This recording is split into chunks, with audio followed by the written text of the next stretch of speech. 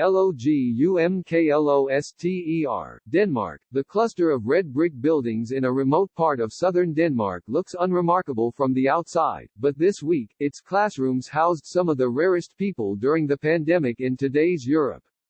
Schoolchildren. On Wednesday, 350 pupils returned to classes at the LOGUMKLOSTER district school for the first time in a month, as Denmark became the first country in the Western world to reopen its elementary schools since the start of the coronavirus pandemic.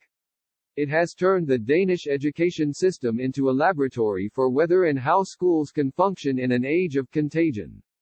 It is a new world, said Tanya Linnet, the school's head teacher, as pupils arrived early on Thursday morning. We used to make plans for if there was a terrorist attack here, but never this kind of attack. Other European countries have also gently eased restrictions on certain businesses and sporting activities in recent days. But by allowing hundreds of children to congregate once again at thousands of schools across Denmark, the government has taken the boldest step towards something resembling normal life, in a measure that will be watched carefully around the world. That's the dilemma of the whole world, said Finn Christensen, the school's deputy head. When to open up? Denmark's approach contrasts with that of Spain, where most children have not been outside in 5 weeks. With more coronavirus infections than any other country in Europe, Spain forbids children to even take a short walk on the street or exercise near their homes. For the children at the LOGUMKLOSTER district school, their return was often simply an exciting experience, after a month cooped up at home. It is so nice to see my best friend again, said Maha Peterson, a 7-year-old first grader coloring the red bits of the Danish flag. But things were also a bit bewildering. To stop the spread of infection, parents weren't allowed inside. Teachers couldn't gather in the staff room. The children each now had their own desks, marooned 2 yards away from their nearest neighbor. During recess, they could play only in small groups. And by the time the school shut again at 2 p.m., they had all washed their hands at least once an hour for the past 6 hours. We usually jump and hug and fight and give each other high fives, said Zacharias Al-Tibi, 10, pointing dolefully at his best friend, Janik. But we can't do that anymore. From an economic perspective, the argument for reopening schools is straightforward. It allows parents who are employed to focus more on their work, said Carl Johan Dalsgaard, a professor of economics who is one of the 4 leaders of an independent body that provides economic advice to Danish policymakers. You are dramatically less efficient when you have to homeschool your children and take care of them every day, Professor Dalsgaard said. But the medical reasoning is more contested. The World Health Organization has cautioned countries like Denmark against reopening their societies too quickly for fear of reviving the pandemic before it is properly stamped out. The number of active cases in Denmark has dipped in recent days. It has recorded more than 6,870, with 321 deaths, and it has a far lower reported death rate than many countries in Europe.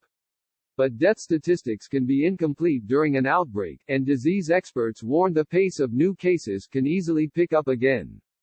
Elsewhere in Denmark, these concerns led some parents to create Facebook groups protesting the reopening of schools, fearing their children were being sacrificed to save the Danish economy.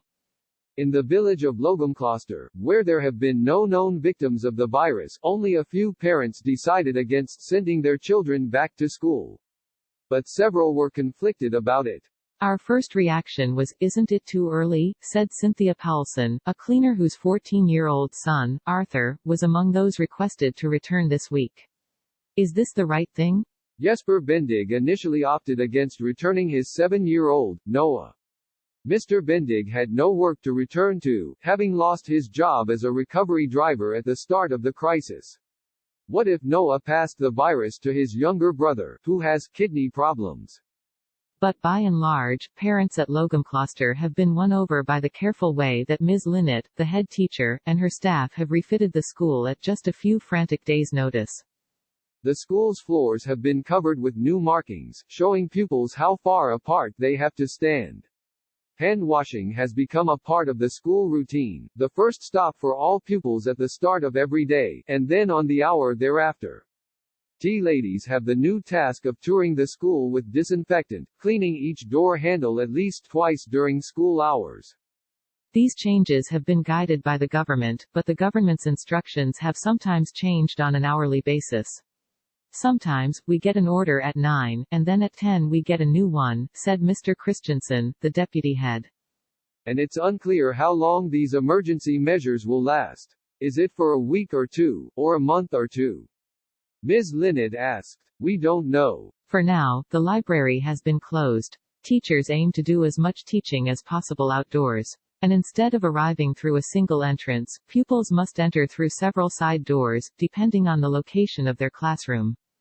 The only time on Thursday that the students gathered was to sing Happy Birthday to the Danish Queen, Margrethe II, who turned 80. But even then they were all outside, standing at 2-yard intervals on the grass. One of them was Noah Bendig. After keeping him home on Wednesday, Mr. Bendig decided to take his son to school on Thursday, reassured by how smoothly the opening day had gone. I think the school has control over everything, he said. For some parents, the most comforting change has been the division of the school's population into small, independent silos. Classes have been divided into 2 or 3 subgroups, with each new grouping given its own room and designated teacher. Those teachers now work with only one small group throughout the day, rather than several bigger ones, and their students play only with children from their own class. For Maha Peterson, the first grader, that makes the return to school bittersweet. On the one hand, Maha can see her best friend, Melanie, again.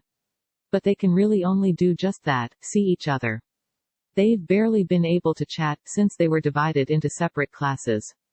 It's a new situation in a known environment, said Maja's teacher, Lena Thorup. Comforting but also a challenge. That applies as much to the teachers as it does the children. The increase in the number of classes means teachers have more to do and fewer assistants to help them do it.